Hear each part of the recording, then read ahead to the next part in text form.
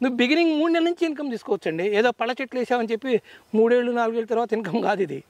మీరు పెట్టినాక పళ్ళ చెట్లు పెడతారు, పెట్టంగా వీటి మధ్యలో కూరగాయలు వేయండి, ఆకుకూరలు వేయండి. పెదట్ల పూలు చూడండి, ఆకుకూరలు అంటే కరివేపాకు ఎకరాలు వేస్తారు. వీటి మధ్య వేయండి, 1 ఎకరం నేను వేసా, కింద 5 ఎకరాలు కూరగాయలు పెట్టా, దీంట్లో ఒక 2 ఎకరాలు కరివేపాకు వేసా. First 2-3 years.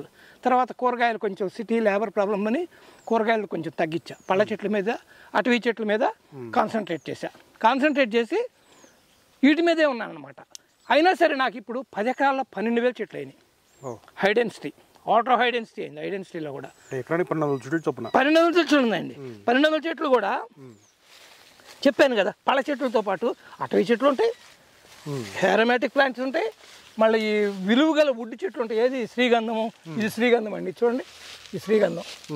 ఈ శ్రీగంధం చెట్టు కూడా మేము పెట్టింది కాదు, పిట్టలో విత్తనం తినే డ్రాపింగ్స్ ద్వారా వచ్చిన శ్రీగంధం చెట్టు.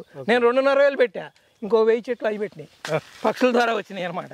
సో అడవి క్రియేట్ చేస్తే మనం కొంత, ఆ తర్వాత అడవిని క్రియేట్ చేస్తుంది. మీకు అర్థమేమంటారు? మీకు అడవిని మనం కొంత క్రియేట్ చేయగలిగామంటే ఆ తర్వాత అడవిని క్రియేట్ చేస్తూ ఉంటాం.